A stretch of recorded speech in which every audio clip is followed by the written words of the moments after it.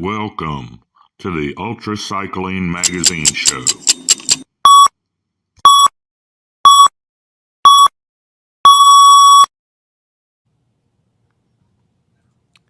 Well, hello. Hello, everybody. This is Jim Lawyer here with the UltraCycling Magazine show, a special holiday edition. Hey, Lee, how are you today? I'm doing well, and we want to welcome our visit over in Ireland to Joe Barr and Joe Mooney. How are you guys today? We're good. Happy holidays to everyone. Yes. Happy holidays to you. This is just a special holiday edition. Joe came up with a better name than I did. He called it just a fireside chat, and that's what we're going to do today. And we see Amber. Hey, Amber, how are you today? There today. Hello, Amber. And any of you out there who would like to chat with Joe and Jill, or maybe even Jim and I, just put your comment in Facebook or YouTube. I couldn't remember where we were. We're so many places now. There you go.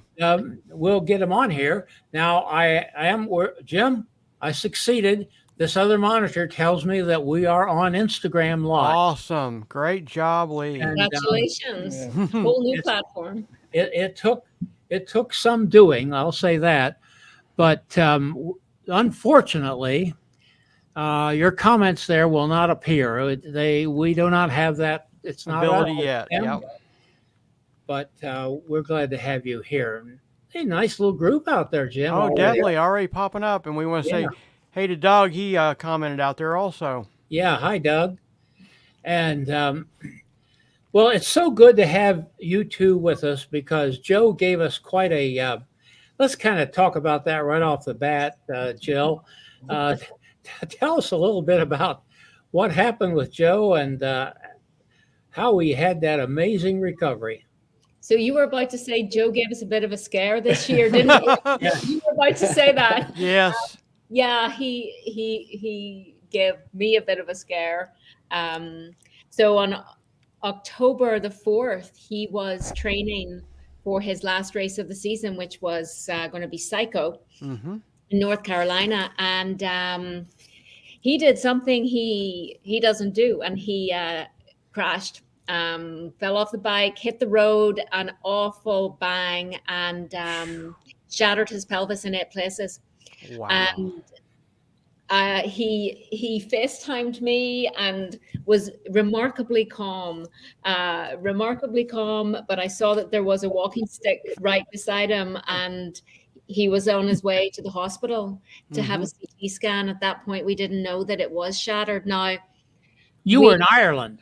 I was in Ireland, and Joe was in North Carolina. Yeah, I was with Mark in North Carolina. We were thankfully we just finished a day's training. Actually, as you know, on the Blue Ridge, there's not many flat sections of road, and we had actually travelled out in the van to a section of road where we were doing interval training, and we'd actually completed 90 miles of training together, and we did 35 together, and then we did another 35 with with one of Mark's friends, and we were finished, and we were riding back to the van when it happened, and it was as Jill said, I don't fall off very often. I only ever had a small slip one night in Ram in 2019, but since I started in 2009 in Ultra, I've never crashed, and that was a little bit of it was just one of those crashes where you knew instantly it was broken.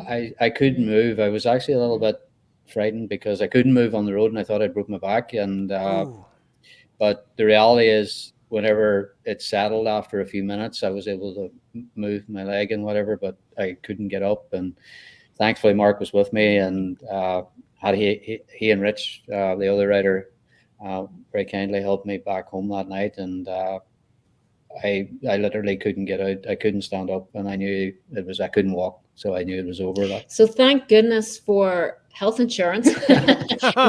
Never travel without it. We got Joe checked out, so eight separate breaks. Thankfully, there was minimal displacement, and that was the real lucky strike for us, because we got away with not having surgery, which would have been another trauma. So, if you think about it, Joe wasn't hit by a car, no trauma there, wasn't need surgery, didn't have to get over that. What we had was to heal a pelvis really quickly. As we needed to get him home first, which took a few days and some help with some of our friends we couldn't do. I mean, it was a big shock for Mark and Carl as well, because obviously we were staying in their home, and the hospital in Spruce Pine where I went to, were incredibly good and really efficient. And, they wanted me to be in Asheville and have surgery and have it all plated up and get it all sorted out and all that stuff. But I have been many years in this sport, and there was someone who taught me at the very beginning, taught me to listen very carefully to my own body. And that's what I did again. And that procedure served me well, to be honest, because I knew that if I got home to Ireland, I had a better chance, like, at home. And also I wanted to make sure that, I relieved the pressure of Mark and Carl, because obviously it's very distressing for them in their home as well. Like, so it was the best thing to do all around. And when I got home, well, Jill took over from there, really. Humpty Dumpty. There you go. Put them back together. Okay, well, Jill, tell us what happened once you get him back to Ireland. Well, we investigated, I think, we had him checked out here. The body wants to heal itself. The body wants to correct itself. So my job was to make sure it had all the building blocks it needed to build new bone and to heal. So, once you have the basic nutrition in place, obviously your calcium, your vitamin D, your boron, all of those basic building blocks, getting everything in and protein in good amounts. What else can you do? And that's when we investigated the hyperbaric oxygen chamber. And that has about 14 different medical indications. And bone healing is not really one of them, but it's something that's really highly, there's a couple of randomized studies going on right now looking at its efficacy for bone healing.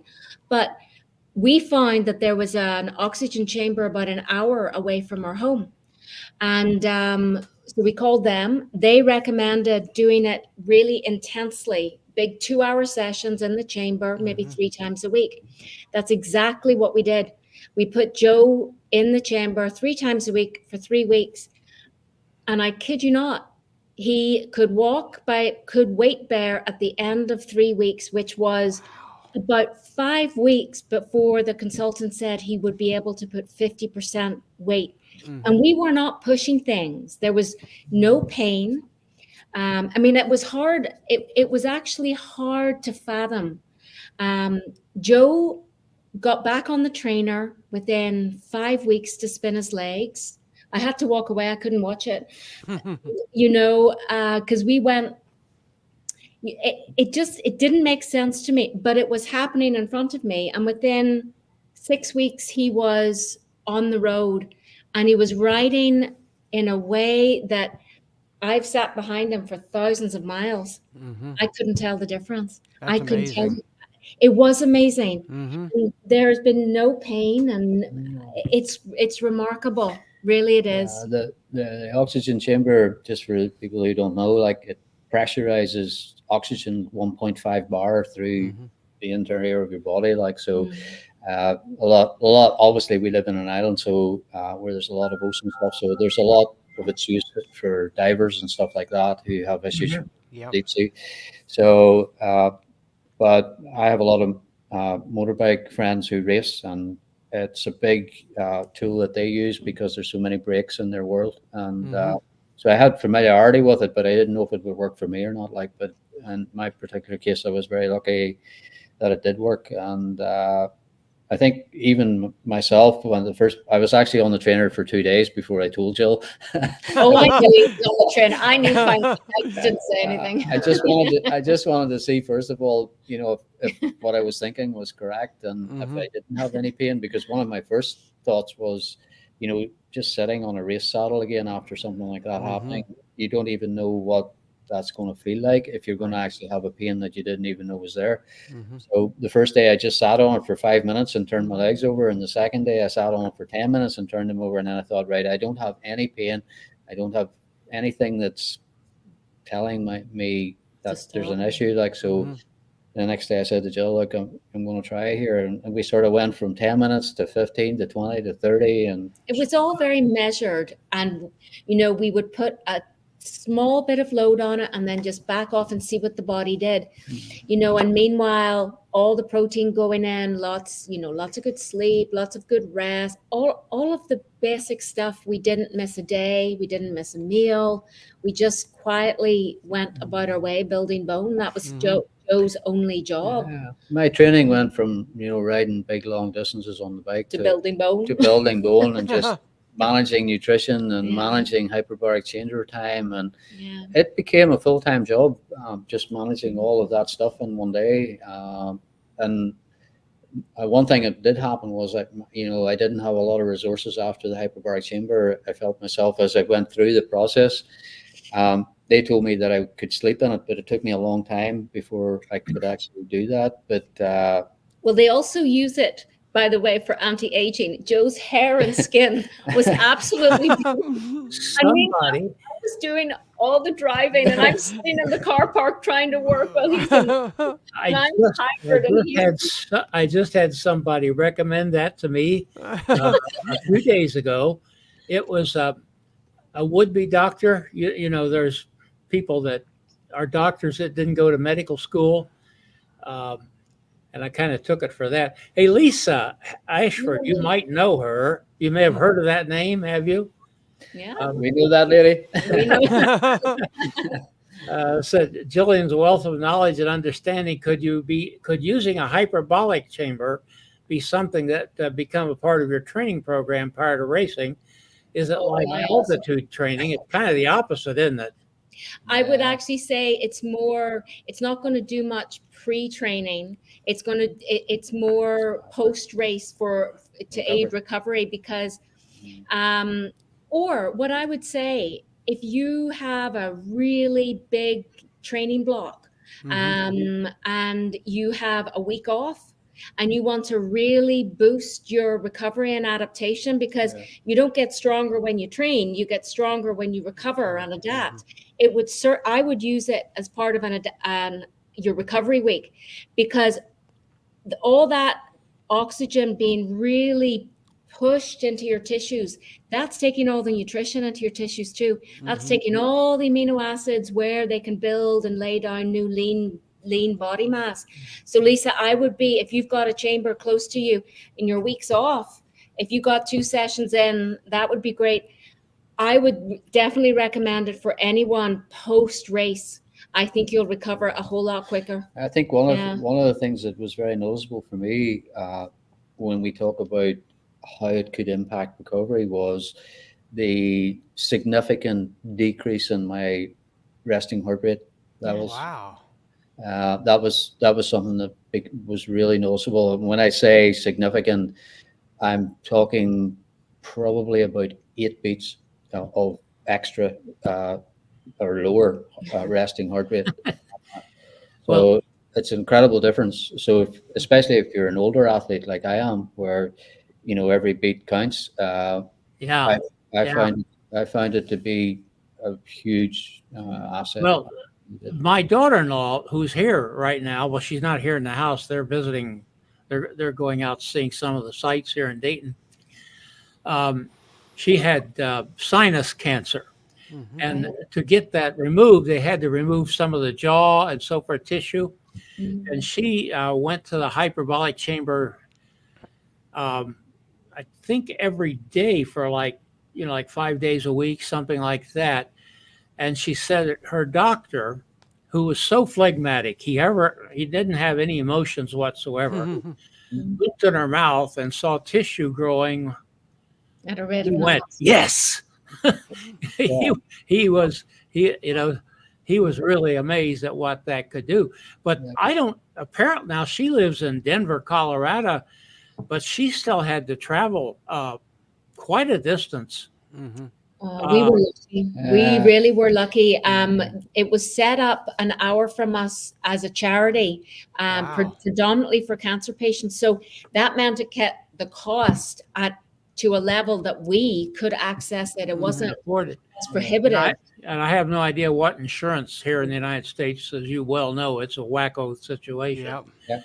Which I'm dealing with the doctor this morning about that. Yeah. Well, that's really rather interesting. Yes. Hey, that's my doorbell. Somebody's here coming into the studio. Let's see who they are. Hey, Joe and Jill. I'm glad that Joe's all recuperated from his injury and his wreck. I know that he's actually doing a WUCA record attempt, I believe, in 5 days, and just welcome him back into WUCA racing. Well, thank you, Larry Osland. As you can see, that was recorded a few days ago. And since that time, you have completed that goal for 2023, have you not? Let's talk about that. Yeah, we went to, whenever I realized I could ride again, and I really didn't know, I hadn't been over 4.5 hours on the road, and I needed one 12-hour ride to complete the full roster for the World Cup. And I've been chasing it all year. We started way back at Florida 500 way back in February, and the preparation for that started in September of 2022.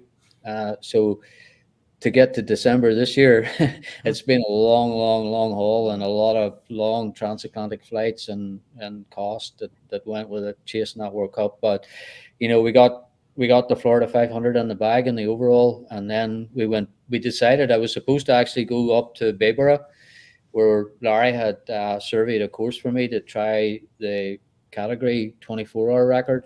But when I was riding the Florida 500, I discovered a section of course down in Hutchison Island, and I figured it, with the temperature, it was going to be a better option. So I went to Florida, surveyed it, and went to Florida for the 24-hour record, which we got we got hit with a tropical storm that was really unusual, and like Fort Lauderdale was flooded, which was unheard of. But we managed to get it in the bag just by a few miles. So we had a good result there. We opted then to take the team to Poland, which was a big decision for us because it was a big trip, full team, and a huge cost as well to go to Poland. But it was just an incredible trip. It's an incredible race. It's an incredible really race. And I would highly recommend for anyone who's considering an option to look at the race around Poland. It is so much to offer. Yeah, we followed Giovanni Prosperi, of course, this year at Race Around Poland, and I was just so impressed at the organization. Seeing it from our perspective, the roadways, the tracking was just phenomenal. The tracking was, I've never seen. The best Never seen. No, I agree, Lee. it is. Minute by minute. It's not waiting 5 minutes, 10, 15 to see an update and see people jumping all over the place. But you know what? It changes the way you race, Lee, because you can see fellow racers, and you can see, you can really get a sense of how they're riding. Much easier to manage the race. It's much easier to manage the race, and to manage, to actually perform in the race as well. You actually feel like it's happening right now, as opposed to having to. Well, it did as a dot watcher. Yeah, you feel that way, and not only that, actually to be able to look in the Street view. Yeah. And see the racer moving. Actually, see him moving down the road. Yeah, it's an incredible system. It's just I don't know who. They got it. They got that thing nailed. No, the race organizer Remick is a good friend of ours, and he also sits on the board of directors of WACA as well as the treasurer. Incredibly efficient in that role as well. But the race that he organized, his briefing and everything prior to it, and the complete execution of the whole race, the start area, the finish area, and really how the whole community, including the Polish Tourist Board, and how they were engaged in the whole organization was just on a completely different level that I've never seen anywhere in any of the races that we've ever done. So it was very encouraging to see. They've set a new standard. I was There's going to no say, question hopefully about that's the that. new gold standard for everybody to follow. Yeah, no, absolutely. But we, from our personal perspective, we finished 6th overall there, and obviously we won the over 50 category, the World Championship category, which was a huge event for us. And that left you just a 12-hour? That left me just a 12-hour. So that's why I went to North Carolina to train with Mark to get ready for Psycho, which was going to be the last race. And that's where it all started to go wrong, and fell. And we got back, as I say, we went back to Florida to the same course on Hutchinson Island, because we also needed a survey course to be able to do it on. And it's the only opportunity that I could have was available for me to finish the World Cup, which was to do a record. And so we managed to get it squeezed in. We had to sit out another storm for 3 days, which wasn't planned. So literally, Jill and I, we only really got home to Ireland on the 20th of December. Lisa just chimed in to endorse my opinion on the tracking and Jill's opinion on the tracking, and that was wonderful. Well, we will make every effort to be there again next year with somebody. Definitely. Following them, which is kind of what we find we can do. We can't cover everything in a race, but we can embed ourselves with one racer. It's a great system. And get a feel of what's going on. And that's worked well for us. I want to inject right here before we go any further and thank you, Joe, Mark, all of the World UltraCycling Association. I always like to use that full word because I have hopes there's somebody out there that wouldn't know what WUCA is. Right. But you have been an inspiration to us here at the UltraCycling Magazine now, and helped us kind of decide to make the change. You've inspired us, and you've been a great help to us. We really appreciate it. You provided us with information from time to time. And we wouldn't be able to do some of this stuff if it weren't for World UltraCycling Association and all the people that make that happen. So, I didn't get any show notes done, Jim. That's another thing that got lost. We're flying by the seat of our pants today. We're flying by the seat of our pants. But if you go back to a show or two and see show notes, you'll see a link there to World UltraCycling. In fact, I believe over on the right-hand side of the website, UCM.bike, there is a permanent link. Yes, I believe so. The World UltraCycling Association. Hey, and if not, we'll make one there. Yeah, I'm pretty sure it's there. Yeah. Hey, if you haven't join it, and maybe you're not going to try to set a world record, but support this wonderful organization. They're doing a lot, and they're really working hard to improve it. We appreciate it. Yeah. Now, before we went on there, we said let's talk about the World Cup. Explain what that is and how you managed to do it. Okay, I'll take that one.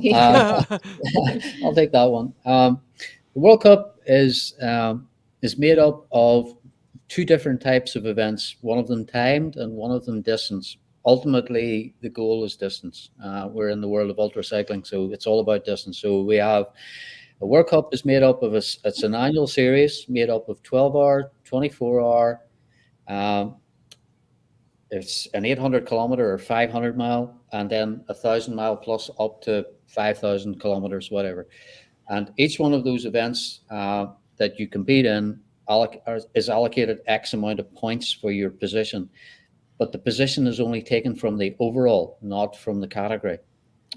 So, for example, my result in Poland was taken from the 6th overall and not the fact that I had won the category. So where for me it became very significant was whenever we won the Florida 500, which again was an overall win. So I came away from that race with maximal points. So you're accumulating points over these distances and time. And ultimately, it's a registered series for the start of the year. So every rider who wants to participate registers with WACA or with the World Mhm. Ultra Cycling Association as a participant. So we know all the participants, all the riders in the championship know who are participating. What becomes interesting is the strategy that each rider has to involve themselves in, because you have riders racing all over the world in different events of different distances at different times. So trying to keep track of all of that is a difficult job. Like, so it's also a job that, you know, the World Ultra Cycling Association facilitate.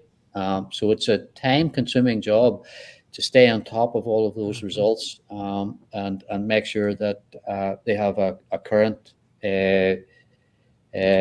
ranking as to what's actually happening, so that, you know, on a weekly basis, that you know exactly where you're positioned and what you need to do next. Like, so choosing your race, being able to facilitate that race from a budget perspective and a crew perspective. I believe you get extra points for the championship races too. So yeah, it's a kind of fun system where there's extra bonus points if you compete and rank in the World Ultra Cycling Association's like 500-mile championships, for example. I would say, most ultra cyclists would pick out a few key races in a season, maybe one key race in a season, and that would be the pinnacle of their season. What's fantastic about the World Cup is it is a season competition. It's made up of 4 events. You can pick your events, but it's over a whole season. And, I would really hope that more people sign up to do it, because it keeps the interest for sponsors, for your audience, for us all, for a whole season. I mean, and this season came down to one point that had to happen before December 20th.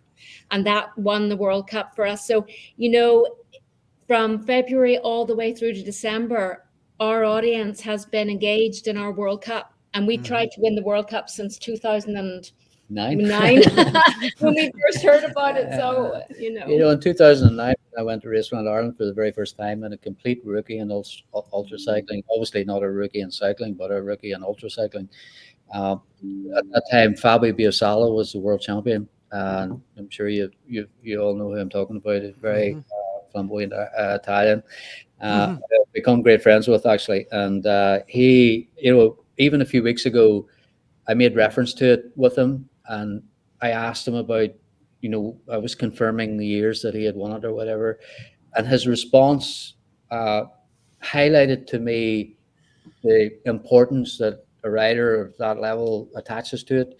And you have had people like Valerio, who you're all familiar with, Valerio Zamboni, Marco Balla. All of these riders have at some point have all won the World Cup. But what happened was, just going down into a dip with where the availability of all the information, whenever the UMCA changed to WACA and whatever, we were in a dip where the world lost sight of knowing about all of these championships and whatever. Like, so that's one of the tasks that WACA have been very focused on. And I know Mark and myself have been really focused on trying to bring all the championships back alive again, making them available to everyone to compete in, and also making the understanding clear and available for everybody, so they understand how they can participate in all these events. So you've got World Cup, you've got the ultra cycling, which is the 500, you've got the 24 and the 12, and they're all mapped out now for people to participate in. And now in 2023, we've also got the Pinnacle, where we have a one-off World Championship event, which this year was Poland, next year will be Poland, and eventually it'll go on and so forth. Like, so I think that it's a great privilege for me to win the World Cup. And I've watched so many times, and I've been so close a few times. Like, but in 2019 was probably the closest I ever got, and Marco was just better. And won it at Borrego, and won it at Borrego. And so effectively, for me to be able to get it across the line this year was like certainly. Yeah, well, congratulations on a great job. And by the way, there's the doorbell again. Somebody's out there. But come on, stop paying that door. I'll get to you. I think you might know this guy. Hi, Jill. Hi, Joe. just wanted to wish you a Merry Christmas and a great holiday here from the North Carolina mountains. And wait, I forgot my my prop. Hold on here. Wait a minute. Santa's trying to stick a stocking on his head. Maybe I had a little too much punch last night. Let's get Santa rigged up here. Oh, Merry Christmas. Oh, this is not my everyday hat with all the sequins. This is the one I usually wear in Vegas. Oh, well, let's check Santa's mailbag here. Dear Santa, North Pole. It looks like it comes from Ireland. Dear Santa, please bring me a new hip for Christmas this year. Your friend, it looks like Joe. Wait a minute. There's this extra little note in here. Let's see what that's about. Dear Santa, never mind about the hip. Okay, well, I guess he doesn't get anything then. Or maybe I'll bring him a new tricycle or something. Merry Christmas, boys and girls!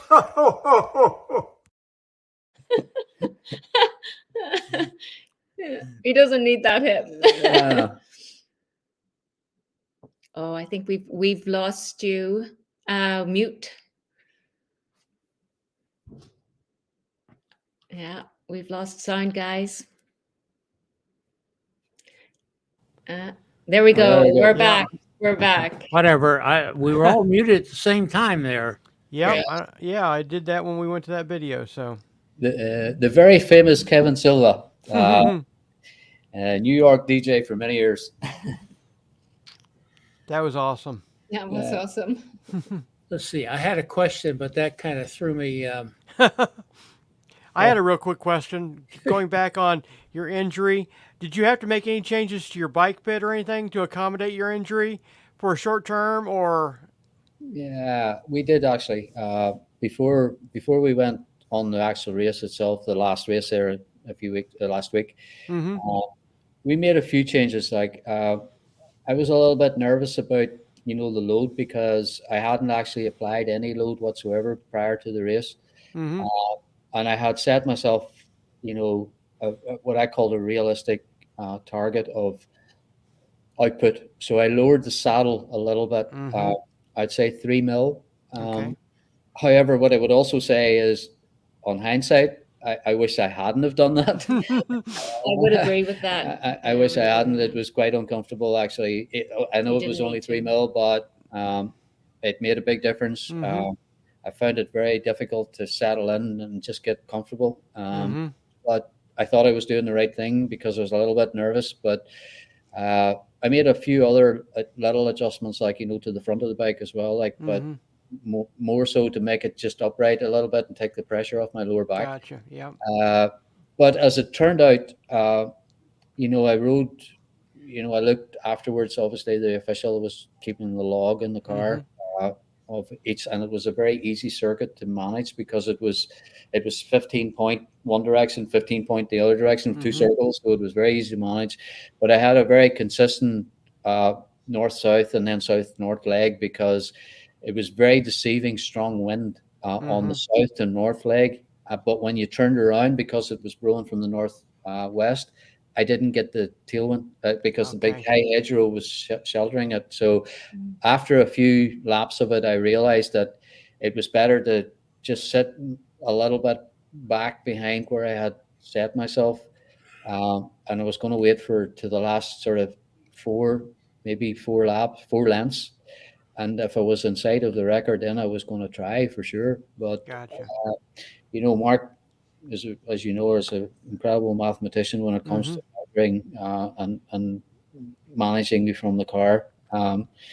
And whenever we got to the point where all of a sudden everybody was going, holy crap, the record is possible here. And we were only like a few miles off. I still made the choice to just stick with what I came for, which was to finish the race. There you go. Not cause any more problems. And the record was something I could come back to. And to do 4:40, I did 247 miles. And the best I've ever done on a 12-hour relay was 253.5 Wow. or something. So you're not much So, off the, yeah. so And the goal really was to come away with it with the point and Right. no injury. yeah. There's we don't go racing for results but injury. It was a smart. It was a smart It was play a smart play, like, because he's and- bionic, but he's not bionic. Yeah, But I was like, to be honest, I was just super happy with the result. Because we've sat out another storm. We made a huge commitment to go there, and the last thing I wanted to do was something silly to happen. And Yeah. So I was a little bit cautious in the last. That just shows the skill level and professionalism, Joe, that you somebody of lesser might have gone crazy and of course caused some real damage. Yes, And definitely. that shows how smart you are. Well, it's worked out real good, and I have time now to recover, and I know, lying on the road on the 4th of October, I thought it was all over, completely finished. So, I'm very grateful for the opportunity to go back to Florida just to be able to do that, get the World Cup. But I'm also very grateful that the career's not finished, and there's I can get back to the record. There's distance in the old guy. I'll come back to I see the comment from Chris there. Yes. The importance of diet fuel when it comes to race preparation.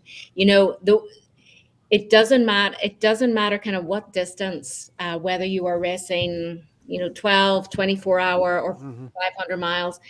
I always say the fastest way to a DNF is through the gut. Yep. If you don't get your race nutrition right, it will put you on the side of the road. Yeah. Everyone who has raced has had the experience of, bloating, nausea, and just an overload of nutrition going in. And the most common mistake people make is overfueling early in the race and overfueling hour after hour after hour. So for me, it's the nutrition piece is so important for long-term racing. But it's dialing it back a little bit and going consistently with it. So it's the consistency that is a superpower. I think consistency is a superpower no matter what you do in life. It's doing it small, well, and never missing a day of having some good nutrition in it. It doesn't have to be perfect, but it has to be consistently good. Yes. I think as well, the older you get, it's the more important too, right? Yeah, I think that's one of the things that certainly with Jill's management around me, like that. I'm probably, arguably, outside of the injury, I'm probably riding better now than I have in the last 6-7 years, and that has been through significant changes that we've made in relation to my nutrition, and some of them that I had to actually submit to because Submit the right word. It's like surrender. So I did surrender. I There you go. around protein and it's transformed me, like, to be honest, like, and I think as well that the 247 that we've just done, that has been a bigger impact to that being possible than anything. Also the use of, we've used the continuous glucose monitor. We've used that for, as soon as it came out, we were early adopters of that. And that is a continuous stream of glucose readings from Joe's interstitial fluid. So you talk about fueling. It's my fuel gauge. So I can sit in the car behind him in that 12-hour and, I can see it peak and I can see it trough and I can see how we need to run the flux of blood glucose in and out of his muscles. I can literally see it. That is a game changer. When you get the dynamic between the rider and the management process in the follow car, when you start to get that dynamic really good, you did yell at me once, though. You really did, and you called me, "Hey, Mrs." I was like, Nothing once. You need to get focused here. There you go. But the thing about it is that the curve that goes right through the race. I mean, in that 12-hour race, I had one little dip, which is where I shouted to say, "What's the hell's going on here?" Right, and we picked it up again. But the process of being able to manage how what it feels like as a rider, in true terms, because riders tend to think, "Oh, I don't have any power, or I don't have this, or I don't have that." So their instant reaction is to eat more, and that's when it starts going south. Whereas effectively having the correct information and being able to manage that, usually that's not the case at all. Riders get fatigued.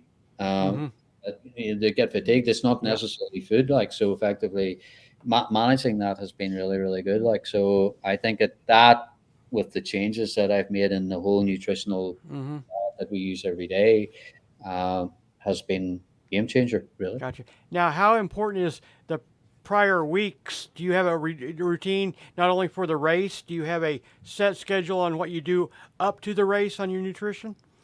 It doesn't. What I call the off-bike nutrition, your general nutritional plan, doesn't change. So that is where you build all your. Think about it like a bank balance. That is your cumulative nutritional bank balance. You are going to make any race, you're going to make a huge withdrawal from your nutritional bank balance. So every single day, you want to be putting deposits in. You want to be choosing the foods that your body needs to build resilience. The only thing that changes coming up to the race is, as the training changes, you'll be tapering. So the big long sessions are over, and you're doing short, sharper sessions. What I would always say to my athletes is, we have got to hit the recovery windows really well. I want you on the start line with the maximum amount of glycogen stores in your muscles, the maximum amount, because we're going to need it all. So every recovery window, we hit the right timing, the right amount of carb, and the right amount of protein. And then I up it just a few percent more. I will do some extra feeds before going to some extra protein feeds, going to bed, just to make sure. The one goal is to get on the start line with maximum glycogen. Right. Now, if you've got that, the rest that's all you can do as an athlete. Somebody else at the door here. Let's see who this is. Hey, Joe and Jill, it's Doug and Amber from Ohio. I hope you guys are doing well and happy holidays. Joe, it was great to see you come back and have a great ride. I hope you're feeling well. And I hope our paths cross in 2024. Happy holidays. Happy holidays. Hope to see you soon. Wow. Awesome. Yes. That's an amazing doorbell, isn't it? Yeah. We had People. we had a great time when we did the Nash's 444 with Doug and Amber. It was a really good. It's a great race. Like, we really enjoyed it. I've got a question that might get me into trouble, but I'm going to ask it just the same. Joe, how did you manage to wrangle in this amazing woman to help you with this? What charms do you have? Why do you think I'm going to the hyperbaric oxygen chamber? There you go. Great question, Lee. I'm the luckiest guy on the planet, Lee. Trust me, when it comes to ultra sport and nutritional knowledge, trust me, there's no one who knows how blessed I am more than me. That is for sure. That is awesome. Yes. Well, Excellent. I can tell you it was always love at first sight. I've known this guy for over 25 years, and we had a brief interlude, and then we had about 20 years apart. And Wow. the minute it's one of those stories that after 20 odd years apart, the minute we reconnected, we've been inseparable since. So it's a pretty neat love story, actually. Joanna Sharp in New Zealand has told me that I'm just a romantic at heart, and I love romance. Well, And, apparently Lisa does too. At least I There see a you heart go. there.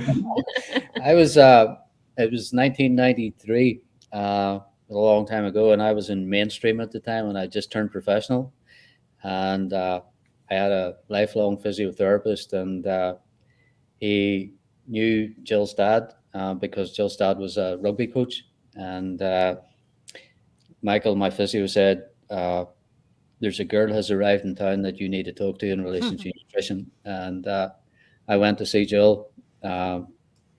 Standard appointment, just a client coming in the door to talk to her. And, I thought I was pretty sharp in what I was doing. And we buffed a little bit. But the reality is I walked out realizing I wasn't that sharp.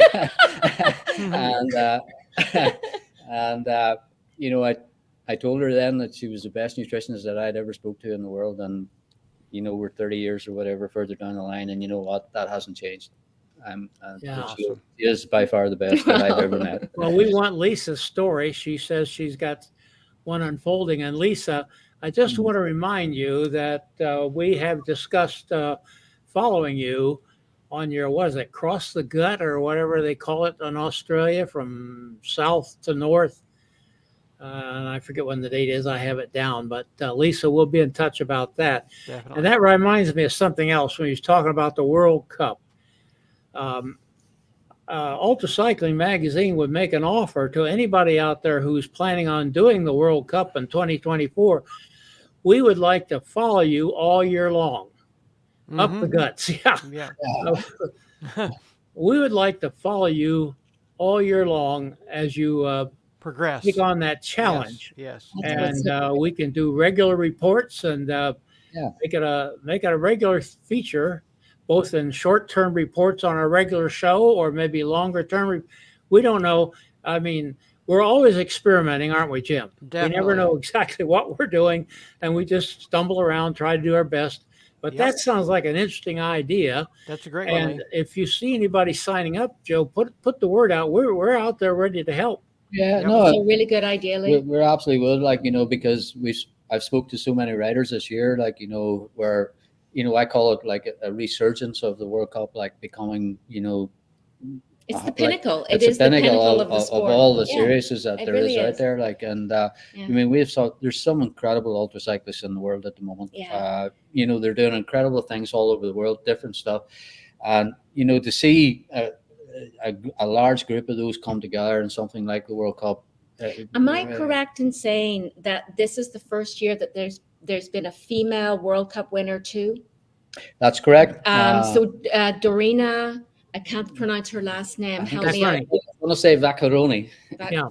So I pronounce it like macaroni with a V, but I hope there you go. So I hope I'm close to right. So she's had a fantastic year, in doing that. But again, going back to how the World UltraCycling Association is actually positioning all the series championships, they're all both female and male, and they're also supported and unsupported. Right. So effectively, it covers the complete spectrum, and to have that right down through the field. But in general, if you look down through all of the championships, one of the highlights of the whole year for the World UltraCycling Association has been the performance of the women.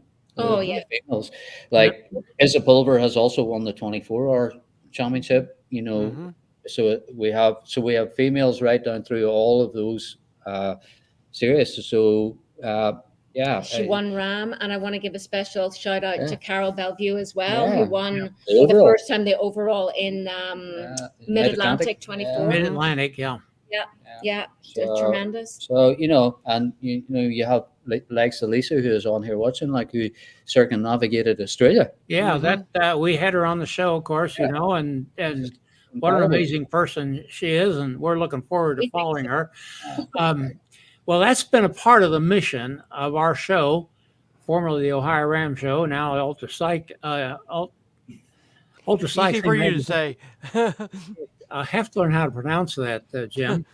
Gotta get to the hyperbaric chamber. Yeah, promotion of women, because it's been that was one of the first things I understood, Joe, when I first started seeing ultracycling, was how well women do. And I kept saying, if there were just more of them, they're from the small pool of women who are riding. Yeah, just think of what the performances they've turned in. Oh yeah, absolutely, it's incredible. Think what if the pool were twice that size? Yeah, and I think as well, from from my own observation, I think that the further the race is, the more that the women come into their own. So Yes. effectively, Yes. so Absolutely. seeing them win Ram, seeing them perform in likes of Poland or wherever, that's not uncommon. I mean, See, we're better fat burners. Yeah, We well, women have different muscle Yeah. fibers that actually can oxidize fat more efficiently, Yeah. and that's just my nerdiness and the nutrition. Yeah. about it. Well, I think another great thing. Like I know that after Poland we heard the retirement of Nicole. Nicole Rice, but now she's coming back, which I think is Fantastic. another fantastic Yes. asset to the sport. Like to have someone female of that level stay in the sport and inspire others to be part of it. So you've got Izzy, you've got Leah Goldstein. There's just an endless stream of these ladies who are performing. Like and yeah, So it's we would hope. encouraging. But to go back to your point, Lee, the World Cup is beyond one big race. It's a Yeah. whole Right. season. Yeah. So, I think being able to follow a group of people that are all all on that mission is something to watch over a season. And I noted there was a comment by Carol McNairn earlier in our conversation. He's an Irish ultracyclist, and I know he's got a 500 and a big record, which would be 1,000, probably do. There's 2 of the distance events he's got. But that comment, Mm-hmm. it would be great to have more recognized races around the world in the UK and Ireland, so more people can actually compete Definitely. globally. You don't, it is a cost to take it. I mean, like the cost for us to take a team to Poland was It's an immense significant, cost, like, and sponsorship is harder and harder and harder. Yes. And we've been blessed with some good sponsors along the way, but it's hard out there. So, but having a season competition keeps the interest. It's a Yeah. bigger hook for I sponsors think too. we often talk about if you were to take a look at a race like Ram, where you look at how an individual team plays the strategy within the individual race of Ram. Mhm. But if you were to take that concept and put it into the World Cup, the strategies that are played by multiple riders at multiple times within the World Cup, all at different periods, different races, different types of races, different distances, That's great. it's very, very interesting concept to follow if you're interested in Mm-hmm. ultracycling, to be able to follow those dynamics, to see how people put that together, because it's not every rider that can deliver a really good 12-hour ride and then turn around and deliver a really good 5,000-kilometer ride Mm-hmm. of equal proportion. I mean, the World Cup is what it is. It's designed to try and figure out who is the best overall rider of all disciplines in that particular year. And the end of the day is, you got to be in if you want to be part of it. There's no point saying, oh, well, I think something different if you're not participating. My suggestion is get in there, become part of it, Definitely. and put your hat in the ring. Well, I want to thank Chris's comment there for his thank you to us. And that's what we've been trying to do, Jill, is to do our little part, however small it might be, to help this happen. And you've really hit my go button when you're talking about this World Cup and following it. I'll have to go take a nap after this and try to recover. Well, I would say, we have our own 500-mile race in May. So that is a race that can be used as part of your World Cup run. Yeah. So if anyone out there wants to use our 500-mile for their World Cup race, I'm absolutely happy to help report direct to you, Lee, on that. So please come and race with us. We have a fantastic new course. We really are only focusing on the 500-mile distance for all of those reasons. We have unsupported and supported, and just get your World Cup points. It's a smaller field. So, you want to be choosing 500-mile races with a field that you can rank high in the overall. That gets you maximal points. These are the kinds of decisions that you need to be making. Yeah, I think as well. I think from my own perspective, as an older rider or whatever, I think that it also flies the flag for the possibility in that, regardless of what age you are, if you play the strategy right and you have the condition then it's possible to be able to win the World Cup. Definitely. And this year for us has been an example of that. There was a few times I almost give up, but sticking with it now in hindsight, when I look back on it now, I'm so glad that I did, because I probably would have regretted it afterwards had I not. And when I look at the quality of some of the riders that I've actually raced against this year, I firmly believe that age is not a factor in stopping you from winning it. It's not. Well, Jim, I hate to call this thing to a close, but This has been a great holiday special. Awesome info, definitely. I will have to put another nickel in the machine here. That's okay. But we'll come back at another time. Oh, definitely. yeah. Yes. Let's talk more about this. This has all been so good. But Jim, I do want to end this by just saying thank you to all the support we've had Definitely here at the show over the year. Yes. We've gathered an increasingly large, growing cadre of people around the world who are helping us track down events. Yep, our reporters. Joe, there's things happening out there that you don't know about, I don't know about, but some of these people find them out. Yes. And we just had our very first kind of all Indian show, Indian produced from an Indian studio. Brilliant. By Indians and for Indians, and we're real excited about that. We'd like to see more of that kind of thing happen. 23 has been the best year we've ever had, Jim. Yep, 24 is going to be by leaps better. And bounds. Yes.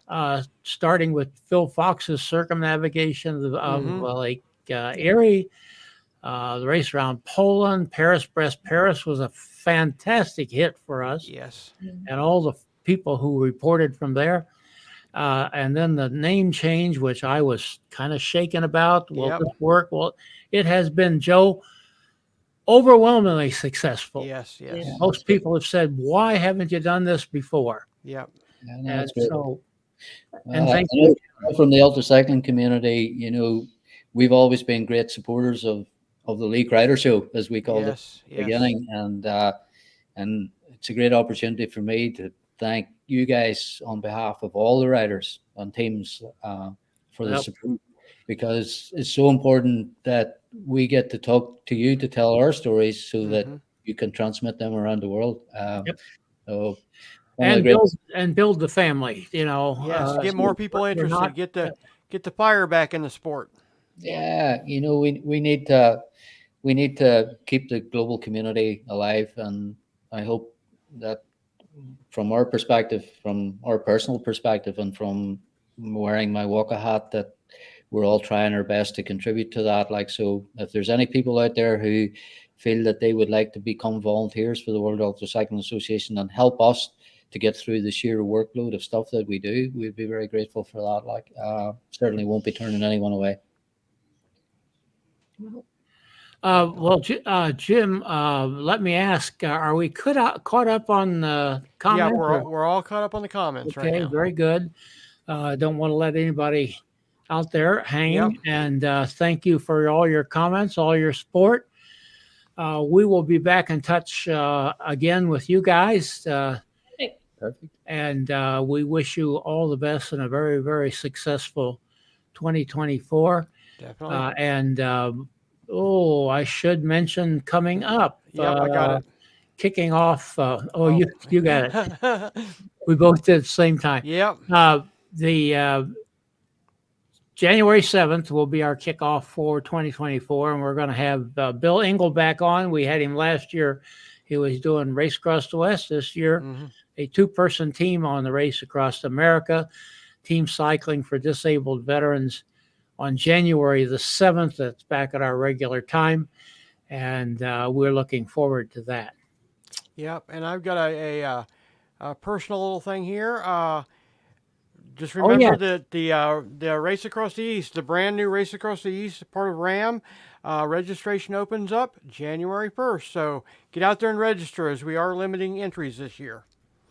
That's good. And Jim has... Not that he didn't have enough to do already. There you go. They say ask a busy guy, and he'll have a heart attack sooner or later. Yep. Please don't do that, Jim.